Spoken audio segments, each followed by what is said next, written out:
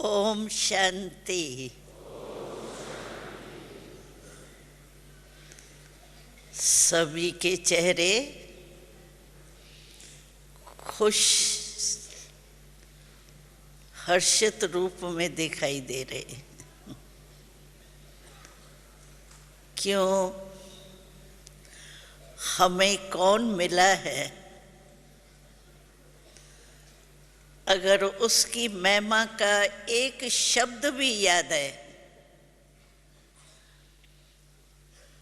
कि बाबा हमारा क्या है।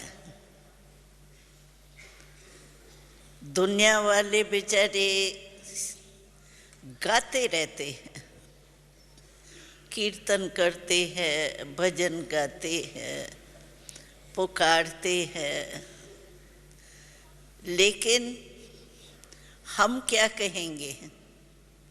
हम कहेंगे जो पाना था वो पा लिया।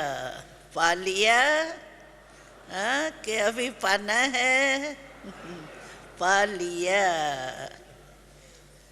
क्यों? हमें ये नशा है, रूहानी नशा। तो बाबा हमारे लिए ही आए। हम तो यही समझते हैं कि अगर सिर्फ हम यही याद रखें ना,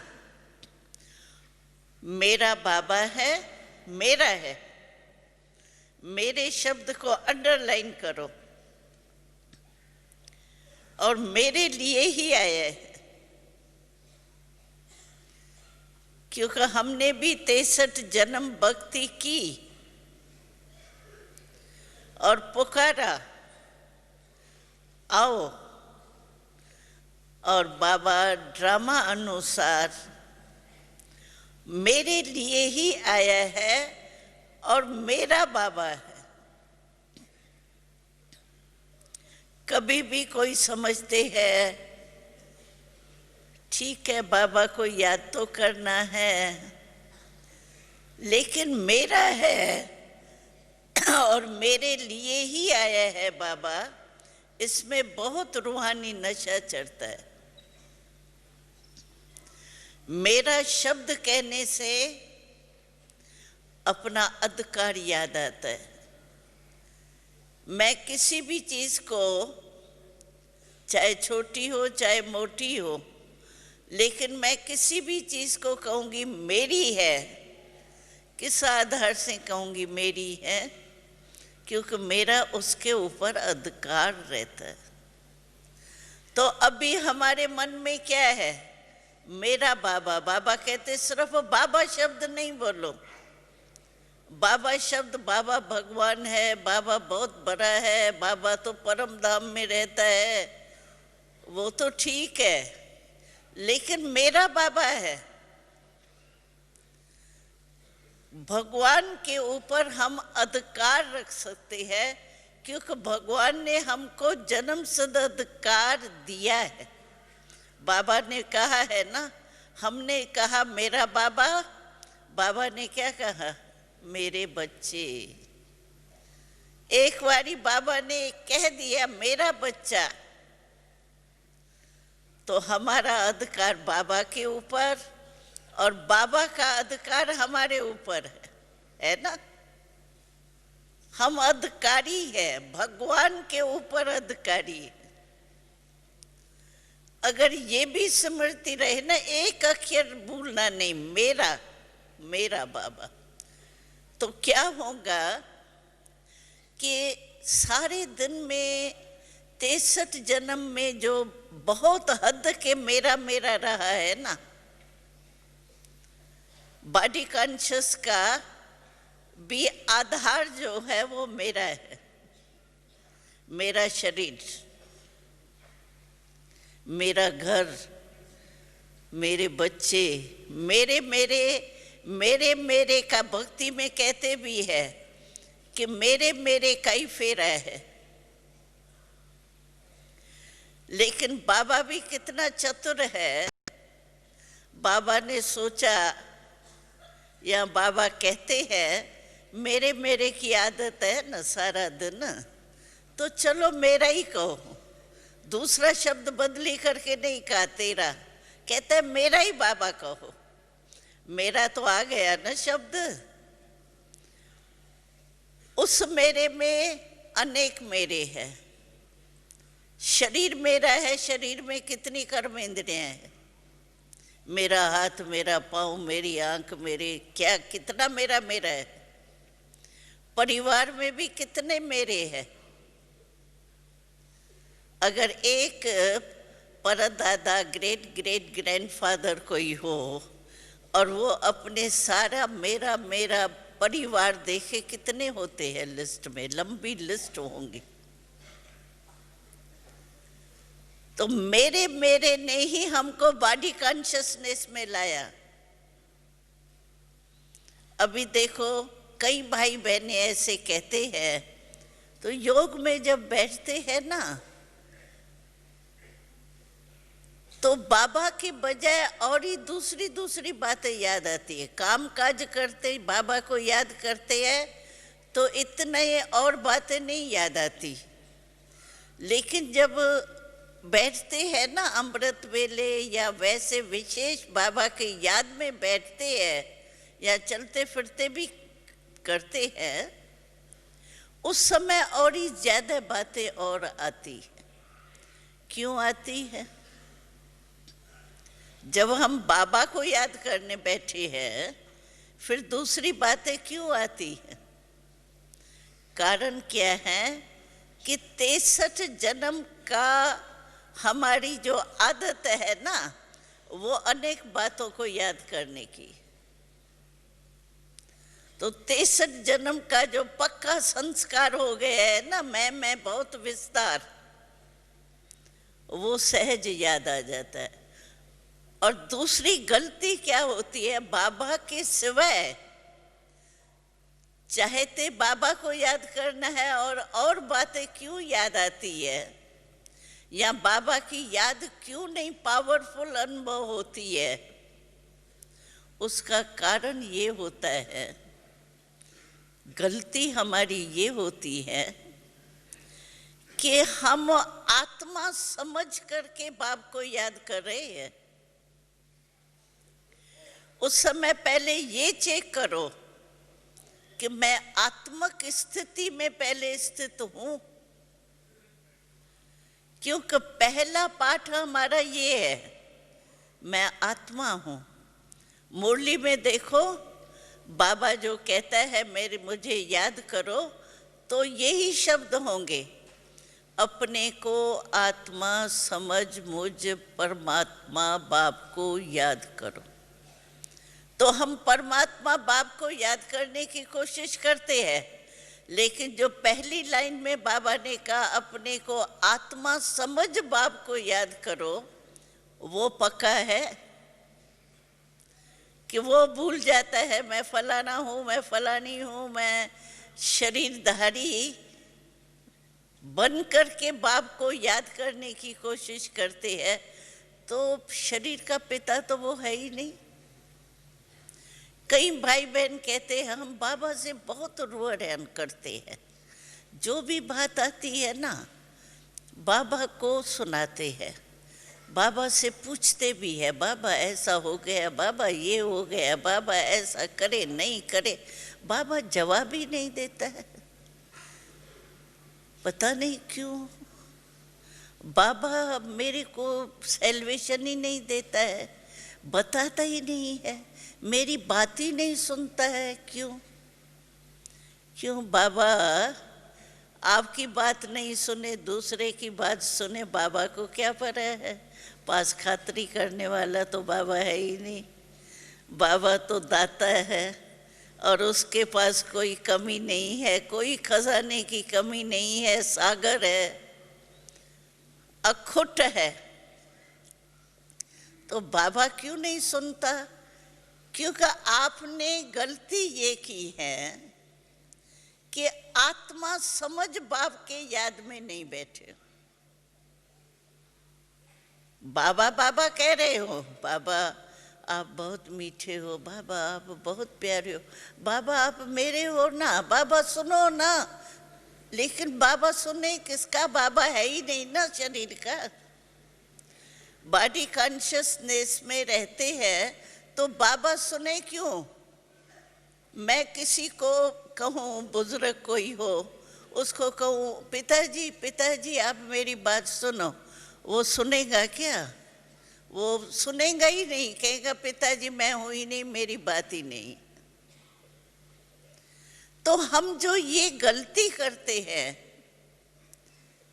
अपने को आत्मा समझ मुझ बाप को याद करो, ये लाइन हर मुरली में कई बार आती।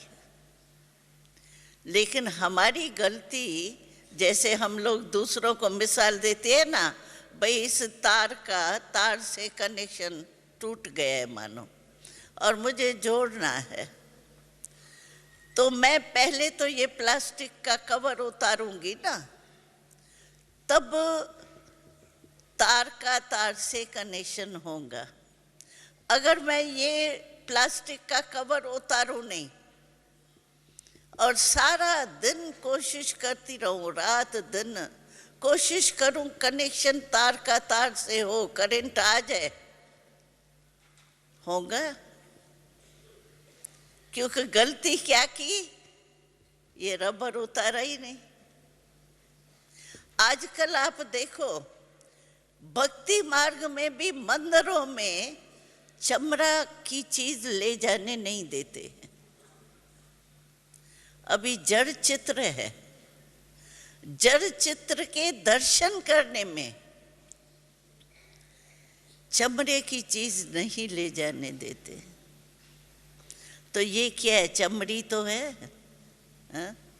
चमड़ी है ना ये। वैसे भी कहते हैं आजकल के ज़माने में, आजकल खेल है दो चीज़ का, एक चमड़ी, दूसरी दमड़ी, पैसा, इसका ही खेल है। तो हम चमड़ी के भान में परमात्मा से मिलने चाहते हैं, चैतन परमात्मा से, जड़ चित्र नहीं, चैतन परमात्मा से मिलने चाहते हैं। कैसे मिलेंगे? हमको एक कहानी सुनी थी, बहुत अच्छी लगती है, वो सुनाती हूँ आप लोगों को, सहज हो जाएगा याद। तो कहते राजा जनक ने अनाउंस किया था मुझे सेकंड में कोई जीवन मुक्ति देवे। बहुत बड़े विद्वान आचार्य स्टेज पर आ गए कि हम जीवन मुक्ति देंगे। उन्होंने अपना अपना प्रयास किया, लेकिन राजा जनक को जीवन मुक्ति का रास्ता मिला नहीं। तो कहते अंत में अष्टावक्र आया, जिसको 8 वक्र थे, अष्टावक्र आया। तो जब अष्टावक्र स्टेज पर आया तो सभी लोग हंसने लगे कि इतने विद्वान आचार्य उससे नहीं हुआ, अभी ये अष्टावक्र आया है और चैलेंज करता है मैं जीवन मुक्ति दूंगा। तो अष्टावक्र ने पता है क्या कहा? कहा ये सारी सभा जो बैठी है ना, आपने वो सारी सभा जो बैठी है ना, ये चमारों की सभा है, विद्वान आचार्य नहीं है, चमारों की सभा है। क्यों? क्योंकि चमड़ी को देख रहे हैं ना, 8 वक्र को ही देख रहे हैं। तो चमार किसको देखता है? चमड़े को देखता है ना। तो उसने कहा ये चमारों की सभा है, ये क्या जीवन मुक्ति देंगे जो खुद ही चमड़ी में फंसे हुए हैं।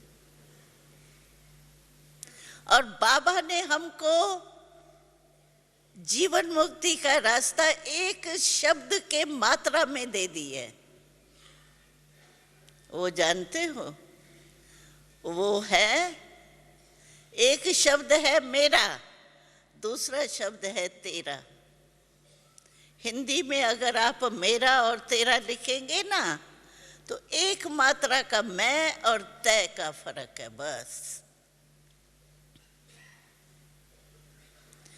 सिंधी में भी लिखेंगे तो मेरा और तेरा सिर्फ एक ही शब्द का अंतर है, लेकिन बाबा ने इस एक शब्द के अंतर से हमको बंधन मुक्त बना दिया है। क्योंकि मेरा मेरा खत्म हो गया ना, मेरा हो गया तेरा। तेरा माना ट्रस्टी, मेरा माना गृहस्थी। गृहस्थी मेरा मेरा कहेंगे, हम क्या कहेंगे? बाबा का है, बाबा का है। अभी सुनाया न शीलू बहन ने, हमारी दादी इतनी जिम्मेवारी होते हुए भी कितनी हल्की है। देखा है ना दादी को, ऐसे मिलती है जैसे आप और हम है, वैसे ही है। कोई गुरुडम है क्या? क्योंकि दादी को पक्का है कि ये मेरा नहीं है, तेरा है। रोज सुबह को देखो दादी बोलती है, बाबा ने बेहद का हाल दिया, बहुत बाबा आपकी शुक्रिया। ये कहती है कि हमने बनाया है,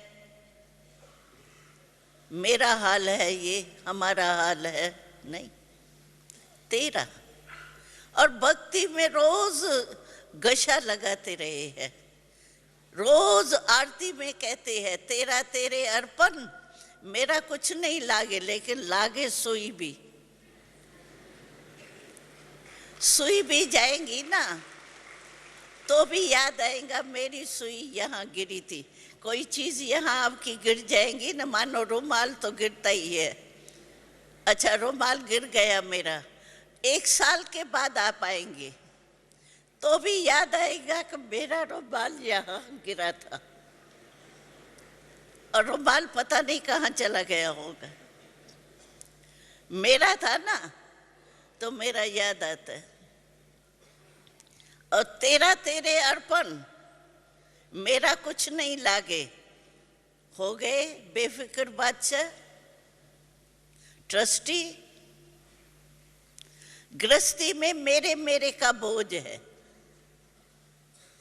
क्योंकि मेरा फलाना, मेरा काम, मेरा ये, तो मेरे में बोझ जैसे टोकरे के ऊपर टोकरा, टोकरे के ऊपर टोकरा चढ़ता रहता है। और तेरा सब बाबा के ऊपर बोझ चला गया। बाबा ने कहा ना, बेफिक्र बादशाह, सिर्फ बेफिक्र नहीं, बादशाह। बादशाह क्यों है? क्योंकि आत्मा में बादशाह हूं इस कर्म इंद्रियों का। तो बेफिक्र जो होगा वो ही बादशाह बन सकता है। अगर फिक्र कोई भी होगा, मेरा मेरा कई फिक्र होता है, और क्या होता है? अगर कोई भी मेरापन होगा ना तो बेफिक्र नहीं। बाबा ने कहा था ना, देखो जो फिक्र वाले हैं ना, उनके सिर पर है टोकरा बोझ का, और जो बेफिक्र है उसके सिर पर है डबल लाइट क्राउन। अभी दोनों चित्र आप सामने लाओ, कौन सा अच्छा लगता है आपको? डबल लाइट वाला या टोकरे वाला? क्या अच्छा लगता है? डबल लाइट ना, हाँ? तो बस बेफिक्र। बाबा को जिम्मेवारी ले ली, ऐसे नहीं जब मतलब हो तो बाबा मेरा है ना, थोड़ा सोच लूँ ना, थोड़ा कर लूँ, ऐसे गच्छा नहीं लगाना। बाबा ऐसे होशियार है, बोला भी है लेकिन हिसाब पूरा लेने वाला है। तो इसीलिए बहुत सहज रास्ता है मेरा बाबा। बस मेरापन जितना बाबा में लाएंगे ना, जितना हो सके मेरापन बाबा में लाओ। बस अंडरलाइन अंडरलाइन अंडरलाइन अंडरलाइन। अगर मेरा बाबा कह दिया, अधिकार है आपका। बाबा बंधा हुआ है। बाबा ने एक बारी कहा, देखो ये भागवत में दिखाते हैं, कृष्ण को शिव बाबा के बजाय कृष्ण का चरित्र दिखा दिया है। और कृष्ण को जसोदा माता ने रस्सी में बांधा। बाबा कहते हैं मुझ परमात्मा को तुम बच्चे जो है ना, प्रेम के रस्सी में बांध लो। है रस्सी, प्रेम की रस्सी है, क्योंकि मेरे में तो प्यार होता है ना। तो बाबा कहते हैं प्रेम के रस्सी से मुझे ऐसे बांध लो जो मैं छूट ही नहीं सकता। बांधो, एक हमारा गीत है, बांधो बांधो। तो भगवान को भी हम प्यार के रस्सी में बांध सकते हैं, और हम बच्चे हैं। आप देखो लौकिक रीति से भी बच्चे के हक को अगर बाप नहीं देवे तो बच्चा कैसे भी लड़ झगड़ के अपना हक ले सकता है। और ये तो बाबा है ही हमारा दाता, वो तो देने के लिए ही आया है। कहते हैं लो, वो है ना ग्रंथ में है, देंदा दे लेंदा थक पाए। देने वाला दे रहा है लेकिन लेने वाला थक जाता है। बाबा क्या नहीं दे रहा है। सर्वशक्तियां का वरदान बाबा ने वर्षे में दे दिया है। बाबा कहते हैं वरदान तो चलो एक बारी दिया, दो बारी दिया, लोग बाबा तो रोज देता है, लेकिन वर्षे का तो तुम मालिक हो, बालक सो मालिक हो, हकदार हो, अपना हक लगाओ। मेरा हक है शक्तियों के ऊपर। क्यों? बाबा के पास खजाना है ही कौन सा? सुख शांति आनंद प्रेम, वो किससे होगा? शक्तियों से, गुणों से। तो आपका हक है ना, अपना हक क्यों छोड़ते हो? लौकिक में कोई हक नहीं छोड़ेगा। अलौकिक बाप दाता है, फिर भी अपना हक क्यों छोड़ते हो? अरे हर शक्ति हमारा जन्म सिद्ध अधिकार है। लेकिन एक मुरली में बाबा ने बहुत अच्छा बोला, कहा हजूर हाजिर होने के लिए बंधा हुआ है जी, लेकिन किसके हाजिर है? जी हजूर कहते हैं ना, जी हजूर, जी हजूर, हाजिर हजूर। भगवान हाजिर हो सकता है जब भी हम बोले बाबा हाजिर है। हमारे आगे हाजिर नहीं होगा तो किसके आगे होगा? और आए ही मेरे लिए है, कभी दिल शिकस्त नहीं होना। अरे मेरे लिए बाबा आए हैं, मेरा पूरा अधिकार है बाबा के ऊपर। क्यों नहीं मेरा सुनेगा? मेरा नहीं सुनेगा तो किसका सुनेगा? लेकिन विधि पूर्वक हो, आत्मा समझ के बाप से बात करो। अधिकार आत्मा को मिलता है, शरीर को नहीं मिलता है। तो पहला पाठ हमारा है आत्मा। पहले मैं अपने को आत्मा समझती हूं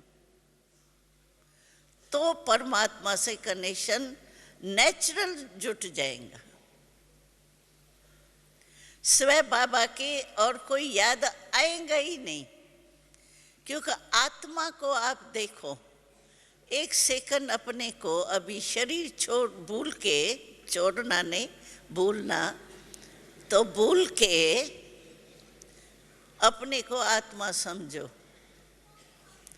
अभी सोचो, आत्मा हो गए, शरीर का भान किनारे हो गया। अच्छा, मैं आत्मा हूँ। आत्मा के लिए क्या है? ये संसार चाहिए आत्मा को, पदार्थ चाहिए, ये बॉडी के संबंध चाहिए आत्मा को। आत्मा के लिए तो सब संबंध परमात्मा के हैं। तो मैं वो माताश्च पिता एक ही परमात्मा के लिए कहा गया है। साकार में किसी को माता पिता बंधु सखा पति भी है तो बच्चा भी है, ये कैसे कहेंगे? सिवाय भगवान के, निराकार शिव बाबा के। तो आत्मा रूप में स्थित हो जाओ, आत्मा का संबंध और किसी से नहीं है, स्वयं संसारी ही बाबा है। क्योंकि संसार में चाहिए क्या आपको, इतनी जो जफाकशी चलती है संसार में, भ्रष्टाचार भी चलता है, सत्य भी चलता है, कितनी गड़बड़ चल रही है। कारण क्या है? शरीर भान में सब ये सब चाहिए, लेकिन आत्मा के रूप से संसारी एक बाबा है, और कहाँ बुद्धि जाएंगी नहीं। तो आत्मा हूं मैं, ये अभ्यास आपको बीच बीच में करना चाहिए। शरीर का भान बहुत पक्का हो गया है ना, 63 जन्म हुआ है ना, तो वो नेचुरल हो गया है। कितना भी भूलने की कोशिश करते फिर शरीर का याद आ जाता है, नेचुरल हो गया है, नेचर हो गई है।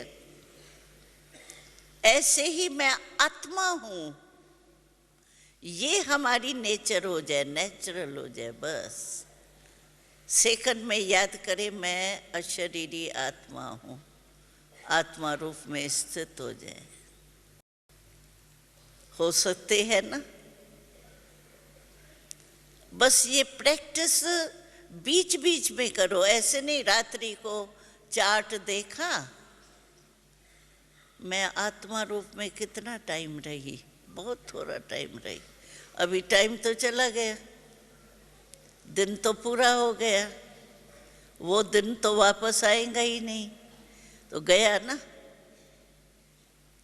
इसीलिए बीच बीच में चेक करो, चाहे दफ्तर में बहुत बिजी है, लेकिन क्या डायरेक्टर बिजी होता है डायरेक्शन देने में, तो भूल जाता है क्या डायरेक्शन देते कि मैं डायरेक्टर हूं? याद रहता है ना? बिजनेसमैन है, अपने साथियों से बिजनेस करा रहा है, देख रेख कर रहा है, ठीक बिजनेस चल रहा है, तो क्या काम करते देखने का, चेक करने का भूल जाता है कि मैं बिजनेसमैन हूं? काम करते कराते भी याद रहता है। तो ऐसे काम करते भी मैं आत्मा करावनहार हूं, मालिक हूं, मैं बादशाह हूं, राजा हूं, स्वराज, स्व के ऊपर राज। आत्मा इस बॉडी की जो भी कर्म इंद्रिया है, मन बुद्धि संस्कार सबके ऊपर राजा है। तो करावनहार मैं हूं, करा रहा हूं, कर्म इंद्रियों से करा रहा हूं। कराने वाला भूल थोड़ी जाता है, आर्डर देता है ये करो ये करो, अपने को ही भूल जाता है क्या आर्डर देने वाला? याद रहता ही है ना। घर में माताएं हैं, नौकर होते हैं, उसको आर्डर देती है ये करो ये करो, क्या भूल जाती है कि मैं मालकिन हूं? याद रहता है ना। तो ये कर्म इंद्रिया, इसकी मैं मालिक आत्मा हूं, ये स्मृति पक्की रहनी चाहिए। फिर बाबा की याद कोई मुश्किल नहीं। और दूसरा, आजकल बाबा समय के ऊपर अटेंशन खिंचवा रहा है। लास्ट 15 तारीख के मुरली में बाबा ने खास अटेंशन खिंचवाया कि समय बहुत तेज रफ्तार से आ रहा है। अभी देखो तेज रफ्तार से आया ना, पानी आया ना तेज रफ्तार से। समय की रफ्तार बहुत तेज है, आपका पुरुषार्थ ऐसे उससे भी तेज होना चाहिए। देखो लहर इतनी तेज आई जो मनुष्य तो उसमें समाई गए। हमारे भी इतनी बड़ी स्मृति ताकत वाली हो जो सब विकार उसमें ऐसे ही चले जाए जैसे मनुष्य चले गए, पता ही नहीं है कौन गया कौन नहीं गया। ऐसे सब हमारी कमजोरियां, कमियां सब जा सकती है। लेकिन आत्मा का पाठ आत्म अभिमानी। हमको याद है जब हम छोटेपन में आए, वहाँ पाकिस्तान में थे, तो 14 वर्ष हम बाबा के साथ रहे। सेवा वगैरह कुछ नहीं थी। तो हमको बाबा ने शुरू शुरू में ये आत्मा का पाठ इतना पक्का कराया, जो हम किसके भी साथ बैठते थे ना, समझो एकांत में योग में बैठे, बस यही देखते थे, आत्मा आत्मा को देख रही, आत्मा आत्मा को दृष्टि द्वारा देख रही है। लेकिन आत्मा की जो विशेषताएं है, गुण है, वो इमर्ज कर रहे और आत्मा परमात्मा से मिलन मना रहे। बात करते थे एक दो में, तो भी ये दृष्टि वृत्ति पक्की थी कि मैं आत्मा आत्मा से बात कर रही हूँ, मैं आत्मा ये ड्यूटी संभाल रही हूँ, अच्छा रोटी पका रही हूँ, हाथ चला रही है, लेकिन आत्मा इस हाथ द्वारा कार्य कर रही है। कर्म योगी, योग अलग कर्म अलग नहीं, कर्म योगी, दोनों का साथ। ये प्रैक्टिस अपने आप में करो, दूसरा नहीं करा सकता। ये बाबा ने अभी बहुत नजदीक के मुरली में कहा, तो बच्चे कहते हैं कि हमने आधा घंटा योग किया, योगी था। तो बाबा ने कहा योगी था या योद्धा था? युद्ध की, व्यर्थ संकल्प आए, उसको हटाया तो क्या हुआ, योद्धा बना या योगी बना? कहने में तो ऐसा आएगा हम 1 घंटा योग में बैठे, लेकिन योग में बैठे या योद्धे बन के बैठे? तो ये भी चेक करना पड़ेगा ना। योद्धा तो नहीं बनता हूं, संस्कार योद्धेपन का तो नहीं है। युद्ध ही चलती रहे, ये नहीं ये नहीं ये क्या है? युद्ध है ना। तो ऐसा प्रैक्टिस चाहिए। अब बीच बीच में चेक करें। हम सभी को कहते हैं, कई कहते हैं भाई बहन हमको टाइम ही नहीं मिलता है चेक करने का, बहुत बिजी। 5 टाइम हर एक को मिलता है, न चाहते भी मिलता है।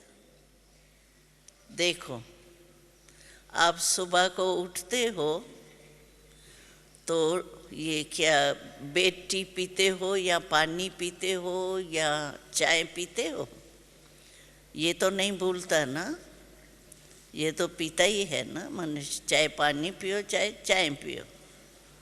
अच्छा, फिर नाश्ता करते हो? करते हो। अच्छा, उसके बाद फिर लंच करते हो? अच्छा, उसके बाद शाम को चाय की टी या कुछ टोली, कुछ भी, चलो पानी पी लो। कुछ शाम को भी नींद से उठ करके या कामकाज में आ करके लौट के कुछ करते हो, फिर डिनर करते हो। कितने बारी हुआ? 5 बारी हुआ। ये तो आप भूलते नहीं हो। चलो 2 घंटा लेट हो सकता है, आपका लंच लेट हो गए, डिनर लेट हो गई, लेकिन ऐसे भूखे तो नहीं सोते हो ना। तो 5 बारी तो मिलता ही है। और अगर हम श्रीमत पर चलते हैं तो 5 बारी हमारा ट्रैफिक कंट्रोल होता है। 10 बारी आपको टाइम देना ही पड़ता है। उसमें चेक करो, उसमें क्या, चेक करने में कितना टाइम लगता है? अगर अपने ऊपर अटेंशन है तो चेक करने में कोई टाइम नहीं लगता है। अलबेले है तो कहेंगे पता नहीं मेरा योग था, काम तो कर रहा था, ये पता नहीं मैं बॉडी कॉन्शियस था, सोल कॉन्शियस था, पता नहीं में ही चले जाएंगे। लेकिन ये 5 बारी, चलो ट्रैफिक कंट्रोल आप नहीं भी करते हो, करना तो चाहिए, श्रीमत है, लेकिन चलो 5 बारी खाना तो खाते हो, उस टाइम भी याद करो तो भी लगातार हो जाएगा, लिंक जुटता रहेगा ना। लिंक टूटा हुआ फिर जोड़ना पड़ता है, लेकिन जुड़ा हुआ ही है तो उसमें पावर जल्दी आ जाती। इसलिए कल बाबा आके पूछेगा कैसे तेज रफ्तार है पुरुषार्थ की, किस समय तेज जा रहा है। समय तो हमारी क्रिएशन है, क्रिएटर तेज है या क्रिएशन तेज है, कौन तेज है? तो बाबा रिजल्ट पूछेगा। तो आप आज रात्रि कोई इतना पुरुषार्थ कर लो, जो बाबा हाथ उठाए तो उठा लो, हाँ बाबा हम इस समय तीव्र पुरुषार्थ ही है।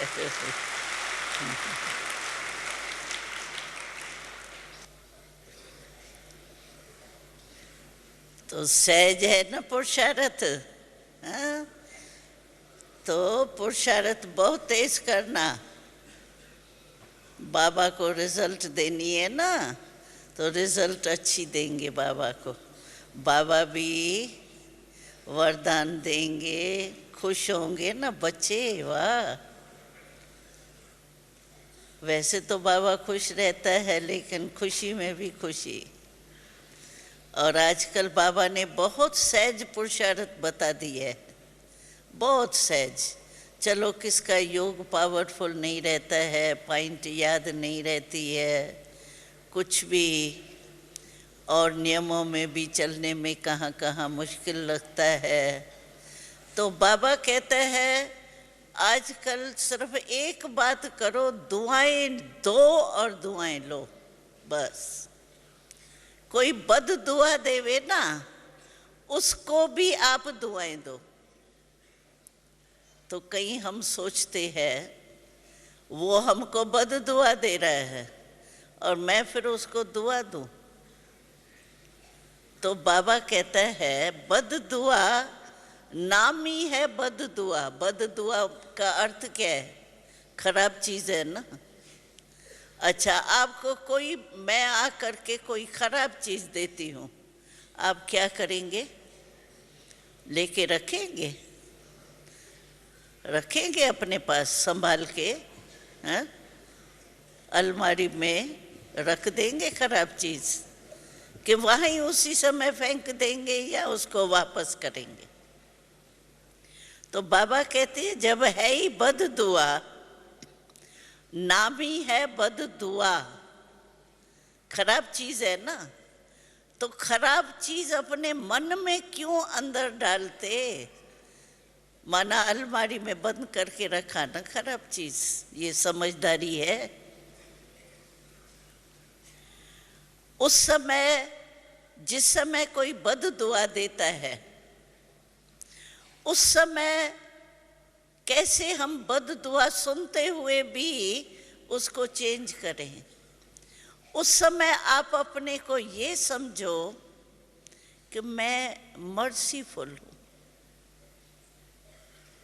रहम दिल। रहम दिल क्यों हूँ? क्योंकि मैं समझता हूँ उस समय तो ये बेचारा परवश है, कोई क्रोध के वश है, कोई ईर्ष्या के, कोई लोभ के, कोई मोह के वश होगा, कोई अवमान के वश होगा, तो बेचारा परवश है। परवश के ऊपर कभी क्रोध नहीं आता है। जानबूझ के कोई करता है ना, तो क्या समझता है ये क्या है, जोश आएगा।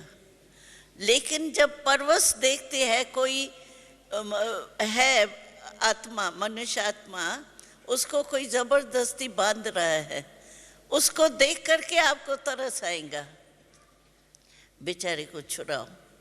और कोई खुद ही लड़ाई कर रहा है तो कहेंगे लड़ने दो, मैं क्यों बीच में पड़ूं।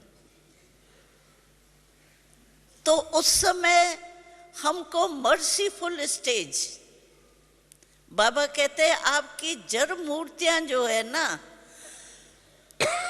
जो मंदिरों में हम लोग ही तो पूजे बनते हैं ना, तो बाबा कहते हैं द्वापर से लेकर के अभी अंत तक आपकी जड़ मूर्तियां जो है वो भी मर्सीफुल है।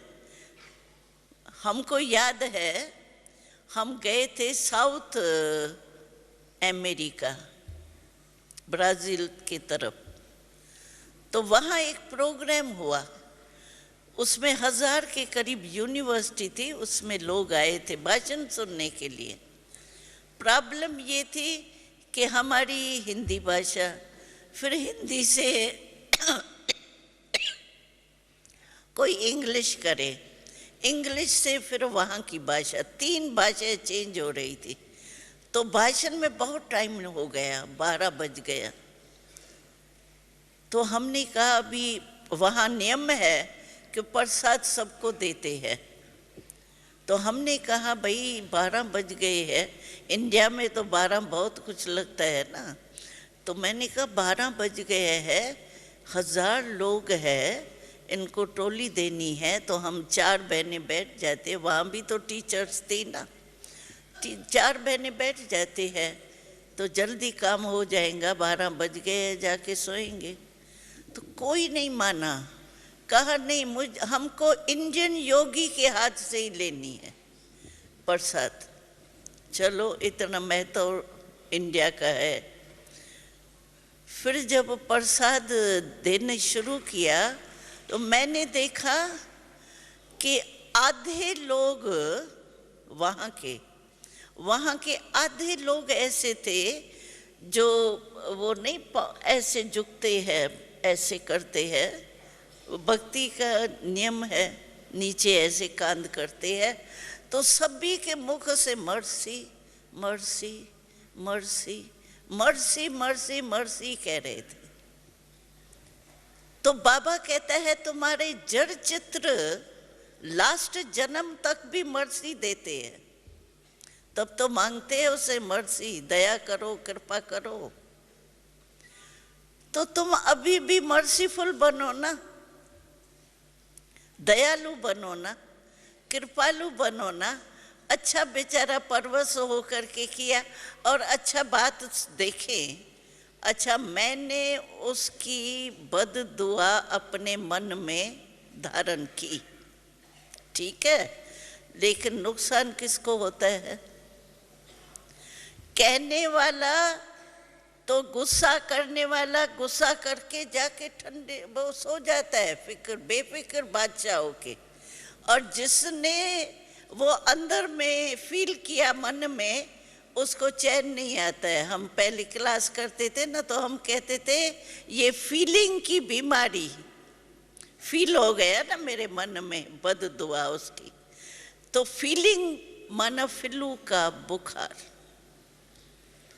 जब मन में फीलिंग होती है, आप सोचो उस समय क्या होता है, जैसे फ्लू में क्या होता है, चैन नहीं आएगा, कोई चीज़ अच्छी नहीं लगेगी, सब कड़वी कड़वी लगेंगी, क्या चैन नहीं आएगा, न सोने में, न उठने में, न बात करने में, न खाने में, न पीने में। तो इसमें क्या होता है, फ्लू की बीमारी नहीं होती है फीलिंग। नुकसान तो हमको भी होता है ना। तो जब खराब चीज़ है तो वो क्यों हम धारण करें? तो बाबा ने कहा खराब चीज़ है ना, बद दुआ, मर्सीफुल हो करके उसको ठीक, चलो बेचारा परवश। तो दुआ दो और दुआ लो, तो आपका पुण्य का खाता जमा हो जाएगा, और पुण्य का खाता जिसका जमा होगा वो सदा खुश होगा, हर जन्म में खुश होगा। और हमारा तो बाबा 21 जन्म की गारंटी दी है। भगवान की गारंटी दूर नहीं हो सकती, भगवान ट्रुथ है, उसका बोल ट्रुथ है। 21 जन्म तो हम बेपरवाह बादशाह है, दुख और अशांति आ ही नहीं सकती। तो इसीलिए ये जो बाबा ने अभी विधि बताई है कि दुआ दो और दुआ लो, ये बहुत सहज पुरुषार्थ है। ये भी करते रहे तो आपके पुण्य का खाता जमा होता रहेगा और पुण्य के खाते से आप सदा सुखी रहेंगे, खुश रहेंगे, सब प्राप्ति होंगी। ओम शांति।